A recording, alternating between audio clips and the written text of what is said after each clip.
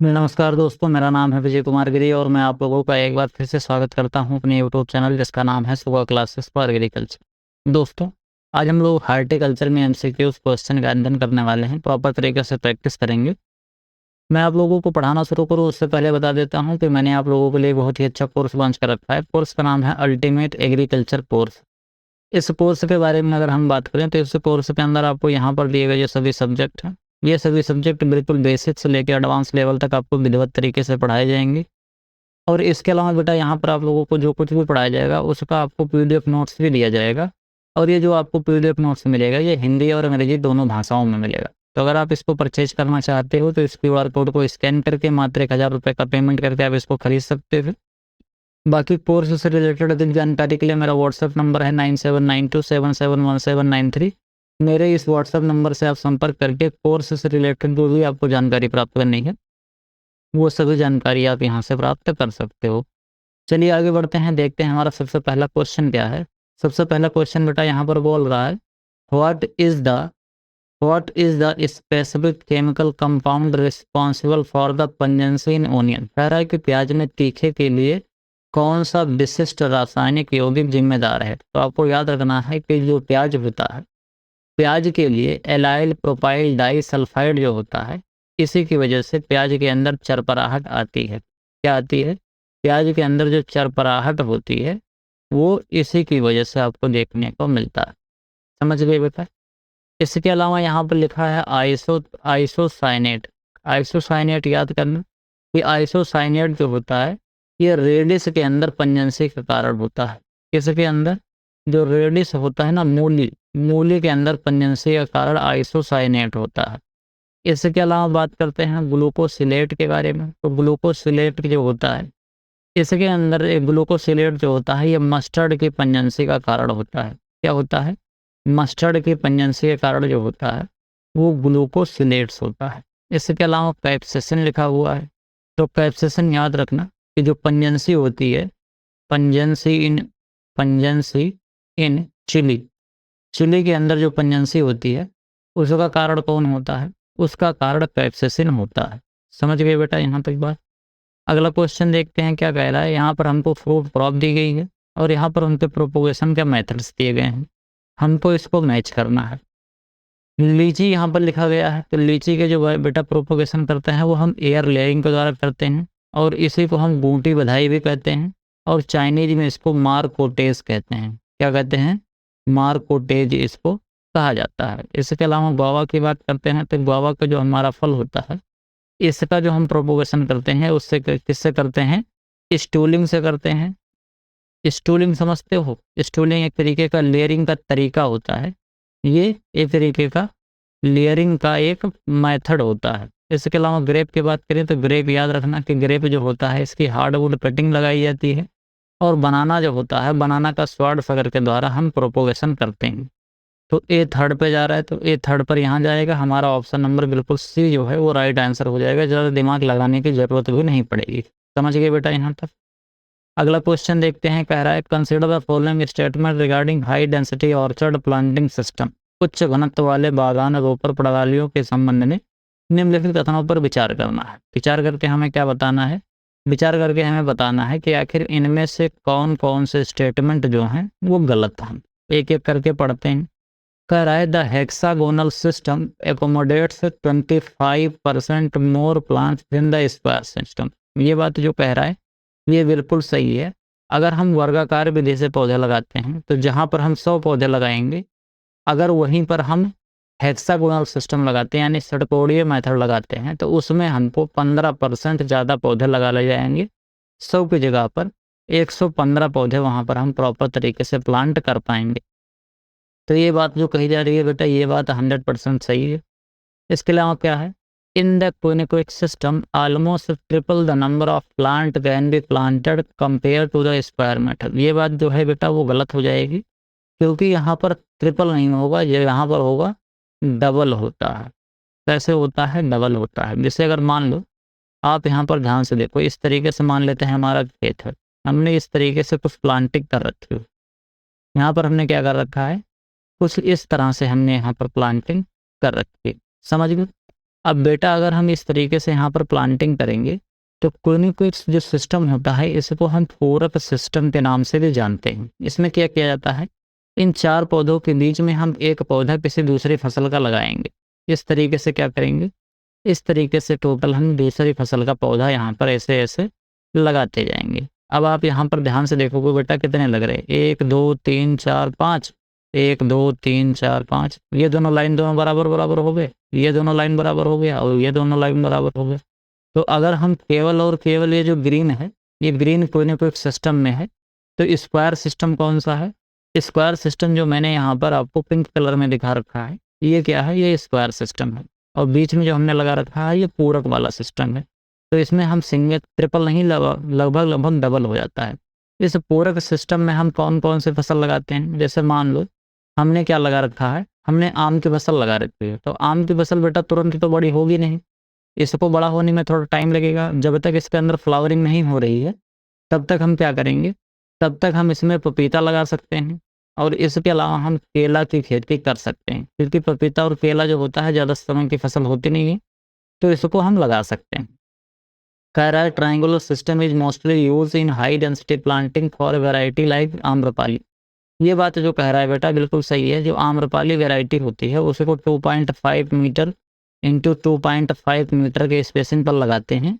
तो आम्रपाली जो अगर ट्रायंगुलर मेथड से लगाते हैं तो हाई डेंसिटी प्लांटिंग में सबसे ज़्यादा सूटेबल होता है। तो हमारा पहला और तीसरा स्टेटमेंट जो है वो सही है, हमको गलत खोजना था, दूसरा स्टेटमेंट गलत है। ऑप्शन नंबर सी बिल्कुल राइट ऑप्शन हो जाएगा। समझ गए बेटा।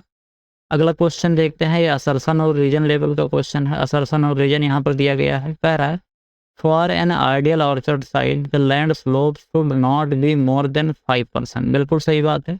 यहाँ पर जो कह रहा है कि अगर हमको एक आइडियल ऑर्चर्ड लगाना है, आइडियल ऑर्चर्ड साइज का मतलब अगर हम बगीचा लगा रहे हैं इसमें ढेर सारे फल की हमारी फसलें हैं, फल वाली क्रॉप्स हैं, तो इसमें बोला जा रहा है कि 5% से ज़्यादा का स्लोप नहीं होना चाहिए। 5% का स्लोप यानी कि अगर हम ऐसे क्षैतिज अवस्था में 100 मीटर चलते हैं, कितना 100 मीटर चलते हैं, तो यहाँ से यहाँ तक की जो दूरी होती है ये 5 मीटर से कम कम होना चाहिए। मतलब ये जो स्लोप है इस स्लोप को हम क्या बोलते हैं, इस स्लोप को हम 5% बोलते हैं। 100 मीटर हम क्षैतिज चल रहे हैं तो 5 मीटर हम नीचे आ रहे हैं, या फिर हम 5 मीटर ऊपर जा रहे हैं। अगर यहाँ से चलेंगे इधर को, अगर इस जगह से इस जगह को चलेंगे तो हम ऊपर जा रहे हैं, और अगर यहाँ से यहाँ चलेंगे तो हम नीचे आ रहे हैं। तो ये 5 मीटर अगर हो जा रहा है 100 मीटर चलने पर, 100 मीटर चलने पर अगर 5 मीटर का हमको उतार या चढ़ाव देखने को मिल रहा है तो 5% स्लोप कहते हैं। अगर यही 3 हो जाए, 2 हो जाए, तो उसको हम उसी हिसाब से बोलते रहते हैं। बाकी इसके बारे में मैंने आपको डिटेल में हॉर्टिकल्चरल क्रॉप के बारे में बताया है। बाकी इसके अलावा जब मैं वो पढ़ा रहा था, क्या कहते हैं, टिलेज पढ़ा रहा था, तो टिलेज में भी मैंने इस चीज़ को आपको कायदे से समझाया था। बाकी एग्रोनॉमी में भी इस चीज़ को मैंने बताया हर अल्टीमेट एग्रीकल्चर कोर्स में। तो ये बात भी कही जा रही है, ये बात बिल्कुल सही है। इसके अलावा क्या है, तेरे southern slope receives more sunshine which indicate early flowering and allow for an early crop। कह रहा है कि अगर दक्षिणी ढलान पर अधिक धूप पड़ती है जिससे जल्दी फूल आते हैं और जल्दी फसल प्राप्त होती है। इसको आपको ध्यान से समझना है बेटा। आप देखो ये क्या है, ये यहाँ पर है उत्तर, ये है दक्षिण, ये है पूर्व और ये है पश्चिम। सूरज कहाँ से निकलता है बेटा, सूरज यहाँ से निकलता है और यहाँ पर जाकर डूब जाता है। ये क्या है, ये हमारा सूरज इस तरीके से निकलेगा, यहाँ से निकलेगा और यहाँ जाकर डूब जाता है। अगर ढलान इस साइड को, मतलब ऐसे, तो सूरज यहाँ रहेगा दोपहर के टाइम पर। जब दोपहर होगा तो दोपहर के टाइम पर सूरज कहाँ रहेगा बेटा, दोपहर के टाइम पर सूरज यहाँ रहेगा। अब इस तरीके से अगर पड़ रहा है, जैसे यहाँ से सनलाइट पड़ेगी इस तरीके से, यहाँ पर हमारे ढेर सारी फसलें हैं और ये दक्षिण को साइड में ऐसे ढलान है। ठीक, यहाँ पर ऊपर मैं आपको पूर्व पश्चिम उत्तर दक्षिण दिखा रहा था, वो तो मैंने बता दिया। अब यहाँ पर समझो ये दक्षिण को ढलान है, यहाँ ये क्या है, ये दक्षिण है और ये उत्तर है। तो पूर्व से यहाँ निकला, दोपहर को आया यहाँ पर, तो दक्षिण साइड में है। तो अगर इस तरीके से बेटा पौधा लगा रहेगा तो इसकी सनलाइट यहाँ पर रहेगी, इसके बाद यहाँ सनलाइट पड़ेगी, यहाँ पर सनलाइट पड़ेगी, तो टोटल सनलाइट ज़्यादा एब्जॉर्ब करेगा हमारा पौधा। और अगर ज़्यादा एब्जॉर्ब करेगा तो इस कंडीशन में फ्लावरिंग जल्दी होगी और अर्ली क्रॉप हमको मिल जाएगी। अगर हम दूसरा में देख लें, मान लेते हैं ये जो है ये दक्षिण को ना होकर ये उत्तर को अगर ऐसे ढलान हो जाए, तब आप ध्यान से देखो इस तरीके से यहाँ पर पौधा लगा होगा, ऐसे लगा रहेगा पौधा। अब यहाँ से पौधा जब इस पर पड़ेगा सनलाइट, तो इस पौधे की परछाई इस पर पड़ेगी, इसकी परछाई इस पर, इसकी परछाई इस पर, इसकी परछाई इस पर। तो इस तरीके से बेटा ये वाला जो किनारे वाला पौधा होगा इसको तो अधिक धूप मिल जाएगी, लेकिन जो नीचे वाले होंगे इनको प्रॉपर धूप नहीं मिलेगी, प्रॉपर इसको सनलाइट मिल नहीं पाएगी। इसीलिए क्या होगा प्रॉपर सनलाइट ना मिलने की वजह से इनकी प्रॉपर तरीके से फ्लावरिंग और फ्रूटिंग अच्छे से नहीं हो पाता है। इसीलिए दक्षिण का जो ढाल होता है वो सबसे अच्छा माना जाता है। अगर हमको बुआई करनी है तो दक्षिण के ढाल में हमको इसकी बुआई करनी चाहिए। समझ गए? तो ये बात जो कही जा रही है ये भी बात बिल्कुल सही है, असर्शन भी सही है और रीजन भी सही है। लेकिन यहाँ आइडियल ऑर्चर्ड साइड के स्लोप की बात हो रहा है और यहाँ पर क्या बात कर रहा है, यहाँ पर ये बात हो रहा है कि अगर स्लोप दक्षिण साइड को होता है तो फ़ायदा क्या होता है। मतलब दोनों आपस में इंटर रिलेटेड नहीं है। ऐसा नहीं है कि रीजन असर्शन को कायदे से एक्सप्लेन कर रहा है। इसलिए ऑप्शन नंबर जो भी होगा वो राइट ऑप्शन हो जाएगा। समझ गए बेटा यहाँ तक बात? अगला क्वेश्चन देखते हैं क्या कह रहा है। Which of the following pair of plant disease and their respective nutrient deficiency is correctly matched? कह रहा है कि निम्नलिखित में से कौन सा पौधों की बीमारियों और उनकी संबंधित पोषक तत्वों की कमी का कौन सा जोड़ा सही ढंग से सुमेलित है। यहाँ पर हमको क्या दिया गया है, यहाँ पर बेटा दिया गया है हमको प्लांट की डिजीज और यहाँ पर दिया गया है कि कौन से फल में कौन से न्यूट्रिएंट की कमी से कौन सी बीमारी होती है। मात्र इतनी बातें हमको यहाँ पर बताई गई हैं। हमको क्या करना है, हमको देखना है और देख के बताना है कि इनमें से करेक्ट कौन सा है। एक एक करके पढ़ते हैं, यानी कि 3 इसमें तो गलत होंगे, केवल एक सही होगा। सबसे पहले देख लेते हैं क्या करा, फ्रूट क्रैकिंग इन एप्पल। एप्पल के अंदर बेटा जो फ्रूट क्रैकिंग होता है इसको आपको याद रखना है। ये किसकी वजह से होता है, ये बोरॉन की कमी से होता है। समझ गए यहाँ तक बात? इसके अलावा अगर पोमोग्रेनेट हो, अगर पोमोग्रेनेट है उसके अंदर अगर फ्रूट क्रैकिंग आपको देखने को मिल रहा है तो वो भी किसकी वजह से होता है, वो भी बोरॉन की कमी से होता है, कॉपर की कमी से नहीं होता है। इसके अलावा Khaira disease in rice, rice के अंदर खैरा डिजीज जो होता है वो जिंक की कमी से होता है, ये बच्चा बच्चा जानता होगा। इसके अलावा डाई बैक ऑफ जो सिट्रस होता है, इसको याद रखना बेटा कि जो डाई बैक ऑफ सिट्रस होता है। इसके अलावा एक बहुत ही इंपॉर्टेंट डिजीज है, वो कौन सी है, वो है लिटिल लीफ डिजीज। और इसके अलावा सिट्रस का गमोसिस, सिट्रस का गमोसिस ऑफ सिट्रस, ये 3 बीमारियां कौन कौन सा, die back of citrus, little leaf और इसके अलावा गमोसिस ऑफ सिट्रस, ये तीनों की तीनों जो बीमारियां होती हैं ये किसकी वजह से होती हैं बेटा, इसको याद रखना कि ये तीनों की तीनों जो समस्याएं होती हैं ये कॉपर की डेफिशिएंसी से आपको देखने को मिलती हैं। समझ गए बेटा यहाँ तक? अगला क्वेश्चन क्या है, हुइपटेल ऑफ कैलीफ्लावर। कैलीफ्लावर में जो हुइपटेल होता है ये किसकी वजह से होता है, ये मोलिब्डेनम के डेफिशिएंसी से होता है, ये बिल्कुल सही है। इसके अलावा कैलीफ्लावर के अंदर जो बटनिंग होता है, बटनिंग किसकी वजह से होता है, याद रखना कि नाइट्रोजन की जब कमी होती है तो बटनिंग वाली समस्या हमको कैलीफ्लावर के अंदर देखने को मिलती है। समझ गए? तो ऑप्शन नंबर जो डी होगा वो बिल्कुल राइट ऑप्शन हो जाएगा। अगला क्वेश्चन देखते हैं क्या कह रहा है। Which of the following fruit crop is famously refers to as the century plant? कह रहा है निम्नलिखित में से कौन सा फसल की प्रसिद्ध फसल को प्रसिद्ध रूप से सेंचुरी प्लांट कहा जाता है। डेट पाम, कोकोनट, बनाना और एवोकाडो। तो इसमें याद रखना कि जो डेट पाम होता है इसको हम खजूर कहते हैं। इसको क्या कहा जाता है, इसको हम बेटा सेंचुरी प्लांट बोलते हैं। क्यों बोलते हैं, क्योंकि इसकी जो लाइफ साइकिल होती है काफ़ी ज़्यादा होती है और इसके अलावा इसके अंदर जो फ्रूटिंग होने लगती है लगभग 100 साल तक इसके अंदर फ्रूटिंग आपको देखने को मिलती है। यानी कि अगर हमने एक बार लगा दिया है तो एक बार अगर इसको हमने प्रॉपर तरीके से लगा दिया है तो लगभग 100 साल तक हमको ये फल देता रहता है डेट पाम, इसीलिए इसको सेंचुरी प्लांट बोलते हैं। समझ गए? इसके अलावा बेटा यहाँ पर लिखा हुआ है क्या, यहाँ पर लिखा हुआ है कोकोनट। तो कोकोनट को याद रखना कि इसको हम क्या बोलते हैं बेटा, इसको हम कल्प वृक्ष बोलते हैं। क्या कहते हैं इसको, इसको हम कल्प वृक्ष बोलते हैं। इसके अलावा बेटा यहाँ पर लिखा हुआ है बनाना। बनाना को क्या कहते हैं बेटा, बनाना को हम एडम्स फिग बोलते हैं। क्या कहते हैं, एडम्स फिग बोलते हैं। और इसके अलावा बेटा इसको कल्प तरु भी बोलते हैं। क्या कहते हैं, इसको कल्प तरु भी कहा जाता है। कोकोनट को कल्प वृक्ष कहते हैं और बनाना को हम कल्प तरु के नाम से भी जानते हैं। इसके अलावा बेटा यहाँ पर जो एवोकाडो लिखा हुआ, एवोकाडो को आपको याद रखना है कि इसको हम क्या कहते हैं, इसको हम बेटा बटर फ्रूट बोलते हैं। क्या कहते हैं इसको, इसको हम बटर फ्रूट कहते हैं। बटर फ्रूट इसको क्यों कहते हैं? क्योंकि इसके अंदर जो फैट होता है वो काफ़ी ज़्यादा मात्रा में पाया जाता है। तो हमारा ऑप्शन नंबर जो ए होगा वो बिल्कुल राइट ऑप्शन हो जाएगा। समझ गए बेटा यहाँ तक बात? अगला क्वेश्चन क्या है? अगला क्वेश्चन है बेटा, यहाँ पर हमको क्रॉप दिया गया है और यहाँ पर उनकी फैमिलीज दी गई हैं। हमको इसको प्रॉपर तरीके से क्या करना है? मैच करना है। सबसे पहले देखते हैं क्या लिख रहा है। सबसे पहले बेटा यहाँ पर लिखा है पाइनएप्पल। तो पाइनएप्पल जो होता है, पाइनएप्पल ब्रोमेलिएसी फैमिली से ये बिलोंग करता है। अनानास कमोसस इसका नाम होता है। क्या नाम होता है इसका? याद रखना, इसका जो अनानास कोमोसस, अनानास कोमोसस इसका बोटेनिकल नेम होता है। इसके अलावा बेटा बात करते हैं अवोकाडो की। तो अवोकाडो जो होता है इसको हम क्या कहते हैं? अवोकाडो को बेटा हम पर्सिया अमेरिकाना कहते हैं। और ये किस फैमिली से बिलोंग करता है?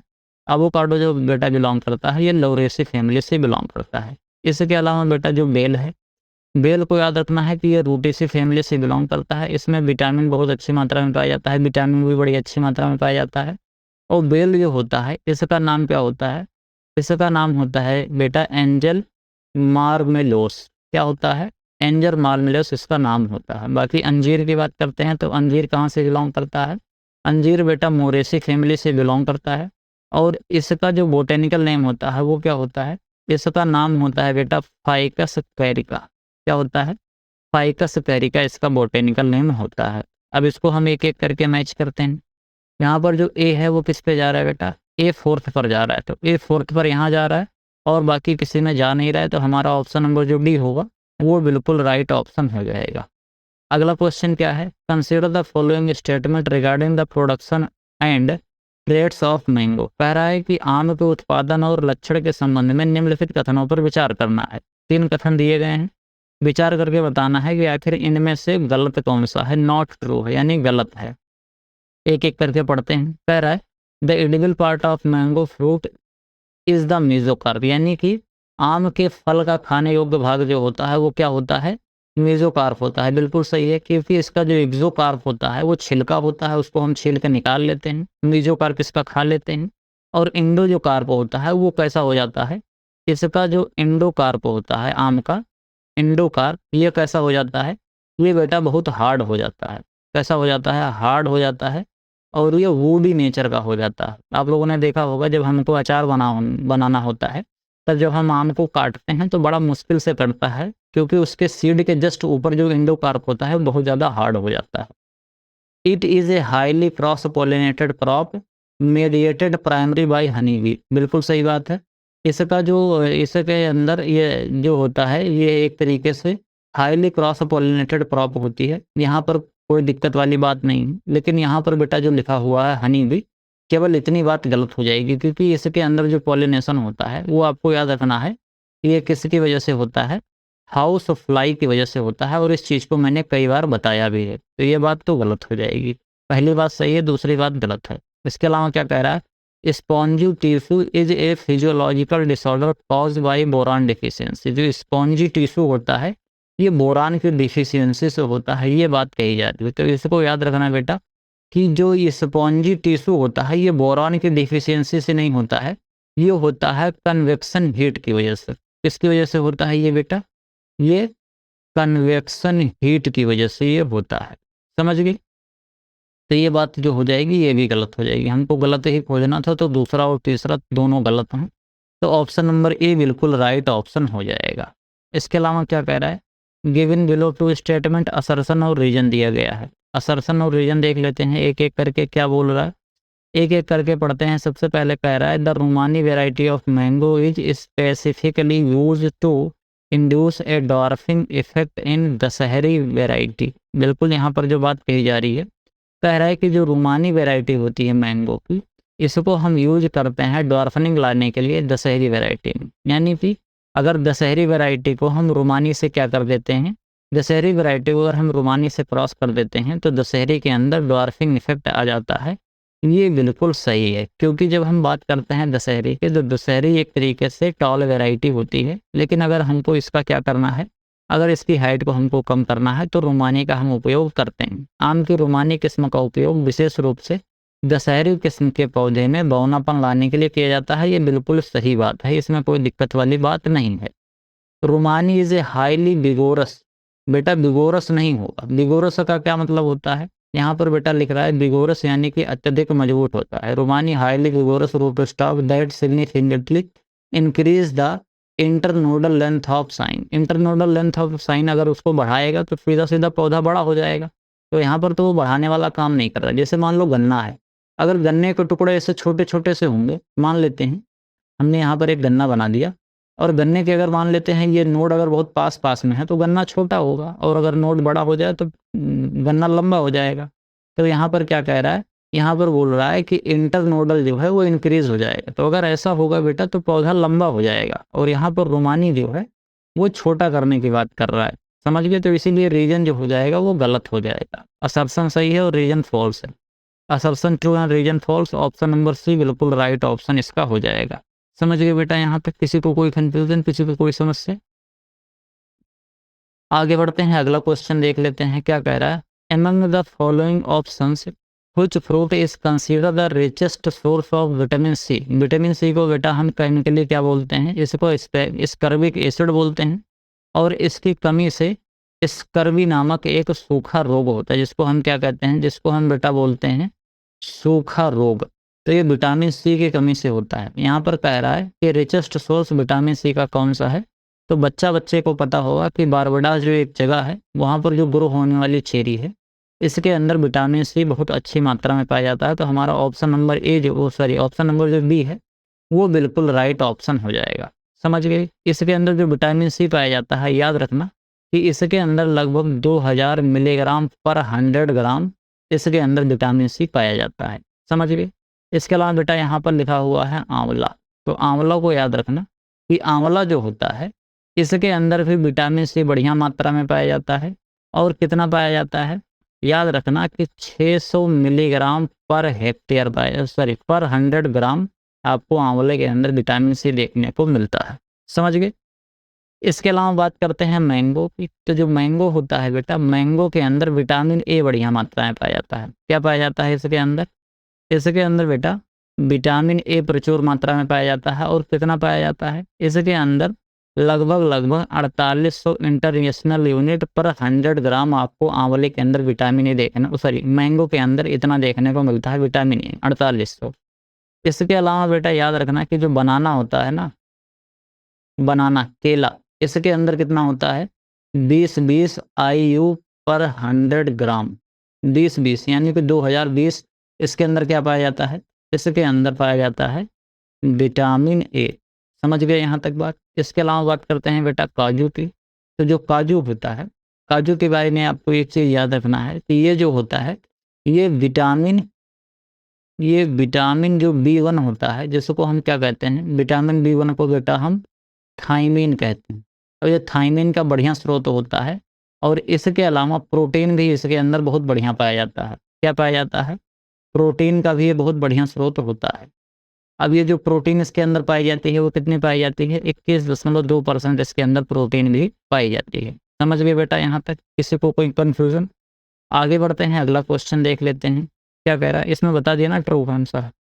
Which of the following pair of pruning terminology and their related practices is incorrectly matched? कह रहा है कि निम्नलिखित में से छटाई यानी कि प्रूनिंग शब्दावली और उनकी संबंधित प्रथाओं का कौन सा जोड़ा गलत तरीके से सुमिलित है। यानी कि हमको ये बताना है कि आखिर इसके अंदर जो प्रूनिंग की ये सब व्यवस्थाएं लिखी गई हैं, चाहे थिनिंग हो, चाहे रिंगिंग हो, चाहे नोचिंग हो, चाहे निफिंग हो, इनमें से गलत कौन सा है, इसको आपको ध्यान से देखना है। थिनिंग क्या होता है, सिलेक्टिव और complete removal of the plant part, ये बिल्कुल सही बात है। इसमें हम क्या करते हैं, पूरे पौधे को भी निकाल के हटा देते हैं। तो इसको हम क्या कहते हैं, इसको हम बेटा थिनिंग बोलते हैं। थिनिंग यानी कि विरलीकरण करना, कई बार इसको कहा जाता है। क्या कहते हैं इसको, विरलीकरण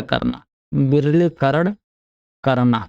समझ गए। इसके अलावा रिंगिंग होता है, रिमूवल ऑफ ए सर्कुलर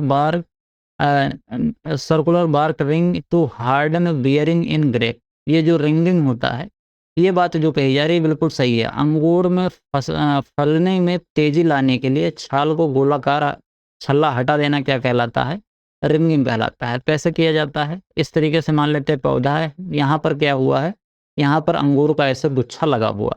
अब यहाँ पर जब गुच्छा लगा हुआ है तो हम क्या करेंगे बेटा, यहाँ पर गुच्छा लगा हुआ है तो यहाँ पर जस्ट गुच्छे के जस्ट ऊपर हम क्या करेंगे, जस्ट गुच्छे के ऊपर हम यहाँ पर 3 सेंटीमीटर का एक सर्कुलर क्या कर देते हैं, उसका पूरा छिलका निकाल देते हैं। तो क्या होगा, नीचे से जो न्यूट्रिएंट जाएगा उस 3 सेंटीमीटर जो यहाँ पर कटा हुआ है, इसकी वजह से न्यूट्रिएंट ऊपर जाएगा नहीं। तो क्या होगा, न्यूट्रिएंट बेटा ऊपर नहीं जाएगा तो वो डाइवर्ट होकर यहाँ पर चला आएगा। तो इसको हम क्या बोलते हैं, इसको रिंगिंग बोलते हैं।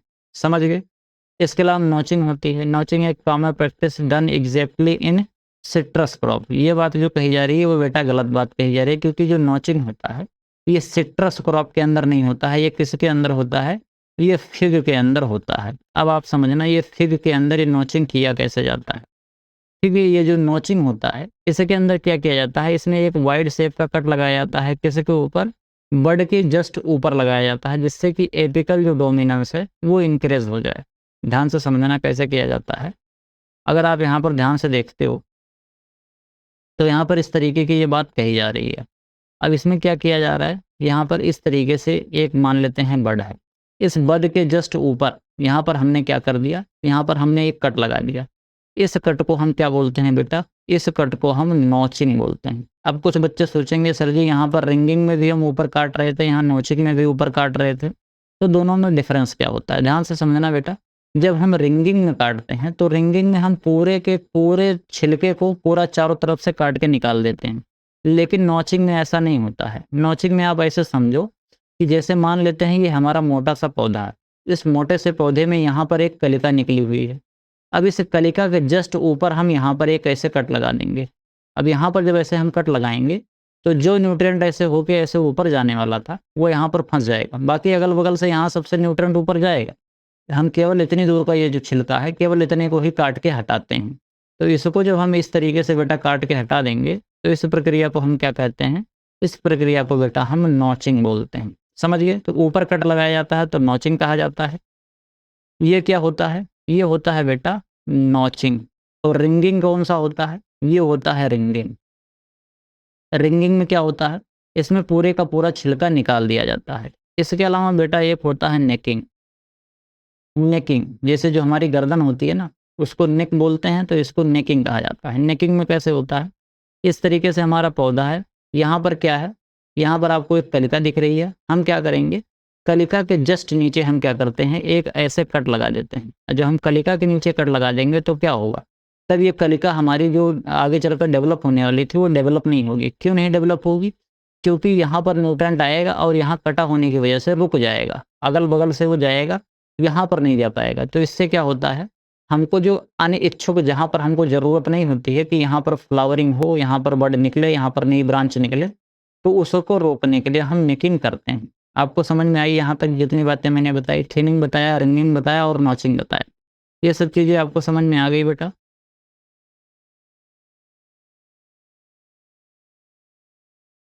अब यहाँ पर क्या कह रहा है, यहाँ पर बोल रहा है notching A common practice done exactly in the citrus crop. तो ये सिट्रस क्रॉप में नहीं होता है बेटा, ये फिग के अंदर होता है। तो यही बात हमारी हो जाएगी गलत, इसीलिए जो ऑप्शन नंबर सी है वो बिल्कुल राइट ऑप्शन हो जाएगा। इसके अलावा निफिंग देख लेते हैं।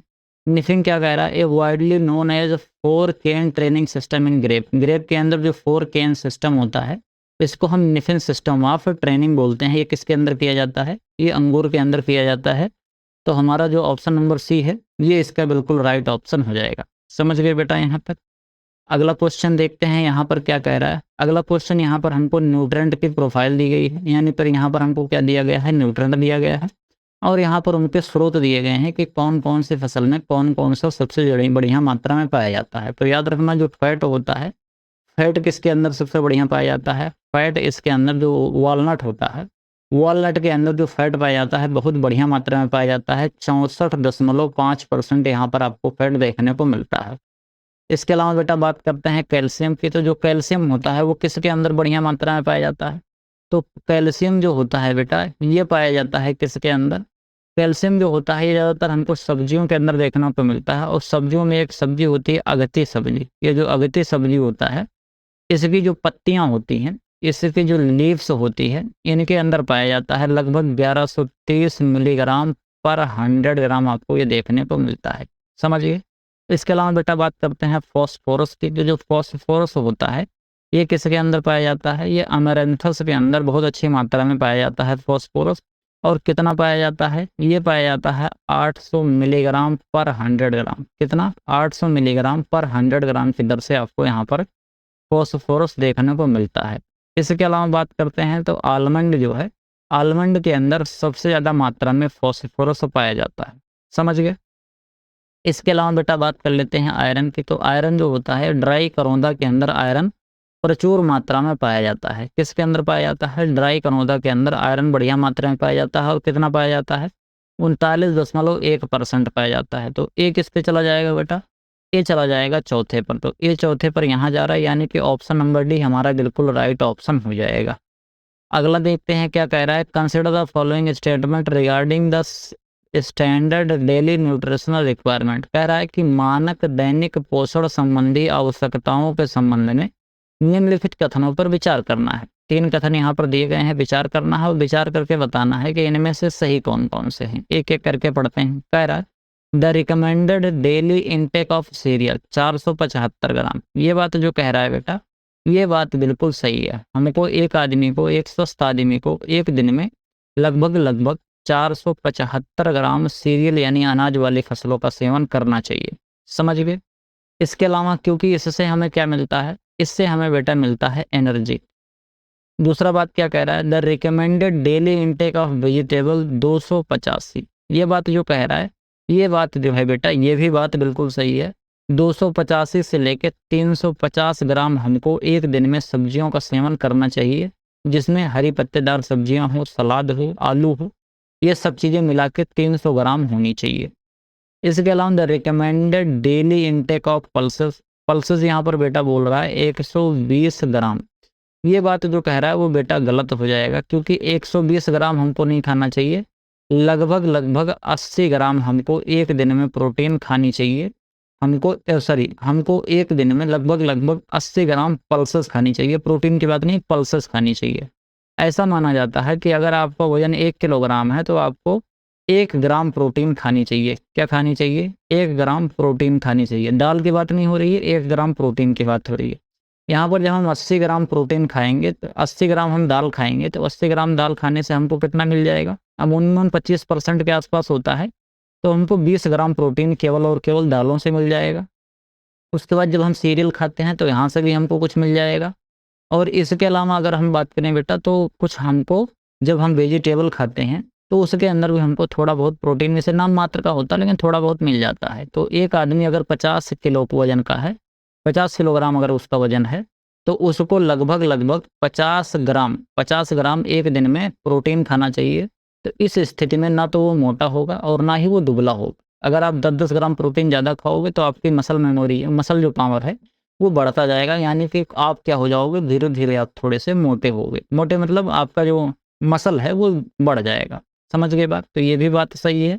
और यहाँ पर जो ये बात कही जा रही है, हमको खोजना क्या था? हमको यहाँ पर करेक्ट खोजना था। तो यहाँ पर बेटा जो ये बात है, हाँ, ये वाली बात भी सही है। इसके अलावा ये 275 वाली बात है, ये भी सही है। और यहाँ पर जो 80 ग्राम लिखा है ये बात गलत हो जाएगी। यहाँ पर 120 ग्राम जो लिखा होता है वो गलत हो जाएगी, 80 ग्राम होना चाहिए। समझ गए? तो हमको करेक्ट खोजना था, इसमें पहला और दूसरा करेक्ट है, यानी कि ऑप्शन नंबर ए बिल्कुल राइट ऑप्शन हो जाएगा। समझ गए बेटा यहाँ तक बात? अगला क्वेश्चन देख लेते हैं। क्या कह रहा है? यहाँ पर असर्शन दिया गया है और यहाँ पर रीजन दिया गया है। कह रहा है कि सेंट्रल लीडर सिस्टम जो होता है ऑर्चर्ड में ट्रेनिंग का, देखो बेटा जो ट्रेनिंग के मेथड होते हैं वो 3 तरीके के होते हैं। एक तो सेंट्रल लीडर सिस्टम होता है, एक ओपन सेंटर सिस्टम होता है, और एक होता है मॉडिफाइड लीडर सिस्टम। तो आपको तीनों को याद रखना है। यहाँ पर कह रहा है कि central leader system in orchard is highly recommended for high altitude and hot arid place with high wind velocity. ये बात जो कही जा रही है बेटा वो गलत है, क्योंकि अगर सेंट्रल लीडर सिस्टम होगा तो पौधे की हाइट बहुत ज़्यादा हो जाएगी, और अगर पौधे की हाइट बहुत ज़्यादा है और हाई एल्टीट्यूड पे हवा भी बहुत तेज़ी से चलती है, तो हाई विंड वेलोसिटी की वजह से अगर पेड़ बहुत ज़्यादा लंबा होगा तो वो टूट के गिर जाएगा। तो इस स्थिति में जहाँ हवाएं ज़्यादा तेज़ चलती हैं वहाँ पर हमको ओपन सेंटर सिस्टम वाले पौधे की खेती, मतलब ओपन सेंटर सिस्टम से हमको ट्रेनिंग करनी चाहिए।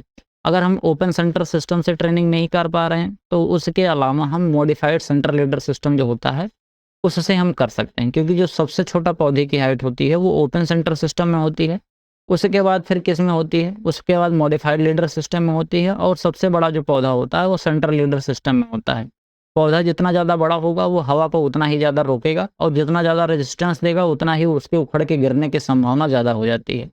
इसीलिए असर्शन जो है वो गलत हो जाएगा। रीजन क्या कह रहा है, the modified leader system is the most accepted and widely adopted method of commercial fruit production. ये बात बिल्कुल सही है, क्योंकि जो बेटा मॉडिफाइड लीडर सिस्टम होता है इसके अंदर ब्रांचिंग और हाइट और फ्रूट का प्रोडक्शन सब कुछ लगभग लगभग ठीक ठाक मिल जाता है। जैसे अगर हम सेंट्रल लीडर सिस्टम की बात करें तो ये बहुत ज़्यादा बड़ा हो जाएगा, तो गिरने की संभावना बढ़ जाती है, और ओपन सेंट्रल लीडर सिस्टम अगर हम लगाते हैं तो उसमें पौधा बहुत छोटा रह जाता है, तो हमको ज़्यादा प्रोडक्शन नहीं मिल पाता है। तो दोनों ही हमारे लिए एक्सट्रीम कंडीशन जो अगर दोनों में चले जाएंगे तो दोनों ही दिक्कत करता है। इसीलिए सबसे ज़्यादा सुटेबल कौन सा माना जाता है, मॉडिफाइड लीडर सिस्टम जो होता है वो सबसे ज़्यादा सुटेबल माना जाता है। अधिकतर फसलों में हम इसी का उपयोग करते हैं। समझ गए यहाँ तक बात? तो असर्शन तो सही है, लेकिन रीजन जो हो जाएगा वो क्या हो जाएगा, सॉरी, असर्शन जो है ये तो हो जाएगा हमारा गलत, लेकिन जो रीजन हो जाएगा ये बिल्कुल सही हो जाएगा। असर्शन गलत है, रीजन ट्रू, यानी कि ऑप्शन नंबर जो डी होगा ये बिल्कुल राइट ऑप्शन हो जाएगा। यहाँ तक बात समझ आई बेटा? अगला क्वेश्चन देखते हैं क्या कह रहा है। The distinct source sour taste found in gram leaves is primarily due to the presence of which chemical compound. कह रहा है कि चने की पत्तियों में पाया जाने वाला विशिष्ट खट्टा स्वाद मुख्य रूप से किस रासायनिक घटक की उपस्थिति के कारण होता है। तो याद रखना बेटा, जो ग्राम होता है, ग्राम के अंदर आपको दो दो चीज़ें देखने को मिलती हैं। एक तो क्या मिलता है, एक तो बेटा इसके अंदर माइलिक एसिड होता है, और एक क्या होता है बेटा, इसके अंदर एक होता है ऑक्जेलिक एसिड। तो जो माइलिक एसिड होता है ये 96% के आसपास पाया जाता है, और ऑक्जेलिक एसिड जो होता है ये 4% के आसपास पाया जाता है। तो यहाँ पर ऑप्शन नंबर जो भी होगा वो बिल्कुल राइट ऑप्शन हो जाएगा। जो चने की पत्तियाँ होती हैं, हरी पत्तियाँ, उनके अंदर माइलिक एसिड और ऑक्जेलिक एसिड पाया जाता है। इसमें माइलिक एसिड लगभग 96% होता है, और ऑक्जेलिक एसिड जो होता है वो बेटा 4% के आसपास पाया जाता है। बाकी सोलेनिन की अगर हम बात करें तो आलू में हरे रंग का कारण होता है।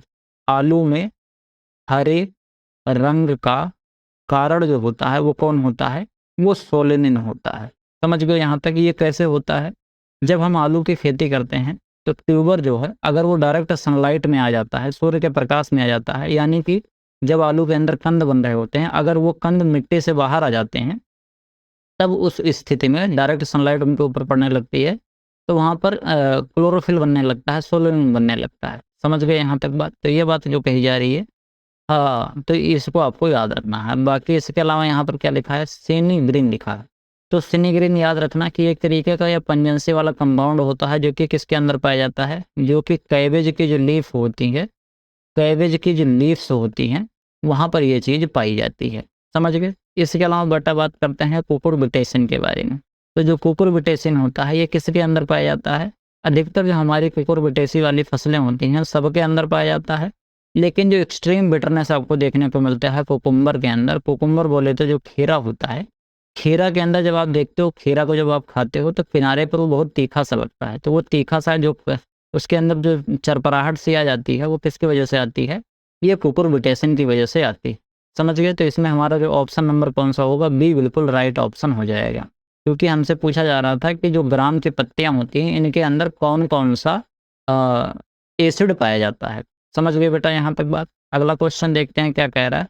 कह रहा है कि which of the following pair of fruit crop and their botanical name correctly match. यहाँ पर हमको बोटेनिकल नेम दिए गए हैं और यहाँ पर उनके फ्रूट क्रॉप दिए गए हैं। हमको बताना है कि आखिर इनमें से करेक्टली मैच कौन सा है। एक एक करके पढ़ते हैं। सबसे पहले बेटा यहाँ पर दिया गया है कस्टर्ड एप्पल, और कस्टर्ड एप्पल जो है इसका बोटेनिकल नेम क्या दिया गया है, कस्टर्ड एप्पल का अनानास कमोसस दिया गया है। ये बात जो कही जा रही है बेटा, ये बात आपको बिल्कुल याद रखनी है कि ये बात बिल्कुल गलत है, क्योंकि जो अनानास कमोसस होता है ये किसका होता है बेटा, अनानास कमोसस जो होता है ये पाइन एप्पल का होता है। किसका होता है ये, अनानास कमोसस पाइन एप्पल का होता है। फिर याद रखना कस्टर्ड एप्पल का क्या होता है, कस्टर्ड एप्पल का होता है बेटा अनोना, अनोना स्क्वामोसा। क्या होता है, अनोना एस्कोमोसा जो होता है ये कस्टर्ड एप्पल का होता है, और अनानास कमोसा जो होता है ये पाइन एप्पल का होता है। इसके अलावा यहाँ पर फालसा लिखा है, फालसा का जो लिख रहा है ग्रेविया सबयूनिकेलिस, ये बात जो कही जा रही है बेटा सही 100% सत्य है, इसमें किसी भी तरीके की कोई गलती नहीं है। इसके अलावा क्या है, कैरिका कैरिका करेंडिस, तो याद रखना है कि बेटा ये कैरिका करेंडिस होता है ये किसका नाम होता है, ये नाम होता है बेटा करौंदा का बोटेनिकल नेम। किसका बोटेनिकल नेम होता है, ये करौंदा का बोटेनिकल नेम होता है। इसके अलावा स्ट्रॉबेरी जो लिखा हुआ है, स्ट्रॉबेरी को आपको याद रखना है कि जो इसका नाम होता है फ्रेगेरिया अनानासा, क्या होता है बेटा इसका नाम, इसका नाम होता है फ्रेगेरिया अनानासा, इसका बोटेनिकल नेम होता है। बाकी कॉफ़ी की बात करते हैं तो कॉफ़ी का याद रखना कि कॉफ़िया रोबस्टा होता है, क्या होता है इसका, कॉफ़िया कॉफ़िया कॉफ़िया रोबस्टा इसका बोटेनिकल नेम होता है। फिर यहाँ पर जो पर्सिया अमेरिकाना लिखा हुआ है ये किसका होता है, पर्सिया अमेरिकाना बेटा अवोकाडो का होता है। तो आपने यहाँ पर इतने ढेर सारे फसलों के बोटेनिकल नेम समझ लिए।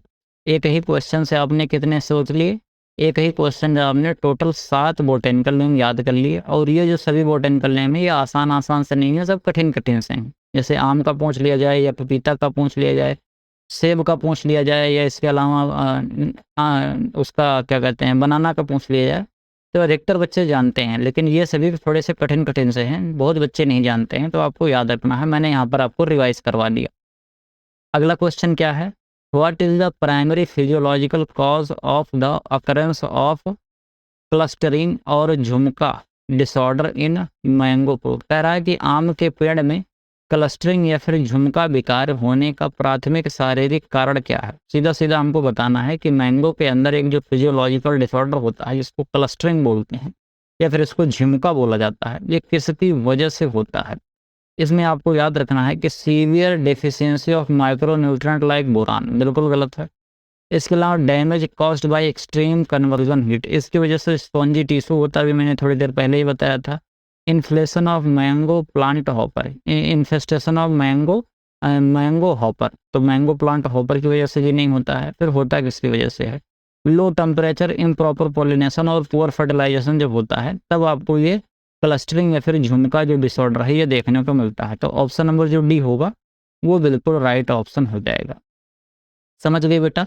अगला क्वेश्चन देखते हैं, अगला क्वेश्चन क्या कह रहा है। अगला क्वेश्चन ये बोल रहा है यहाँ पर हमको कुछ कैरेक्टरिस्टिक्स दिए गए हैं और यहाँ पर उनके पिगमेंट दिए गए हैं। कैरेक्टरिस्टिक्स कौन से हैं, क्रॉप के कैरेक्टरिस्टिक्स हैं, और यहाँ पर रिस्पॉन्सिबल पिगमेंट दिए गए हैं। जैसे रेडनेस इन एप्पल, एप्पल के अंदर बेटा जो लाल रंग होता है वो याद रखना कि एंथोसाइनिन की वजह से होता है। इसके अलावा टमाटर के अंदर लाल रंग होता है लाइकोपिन की वजह से।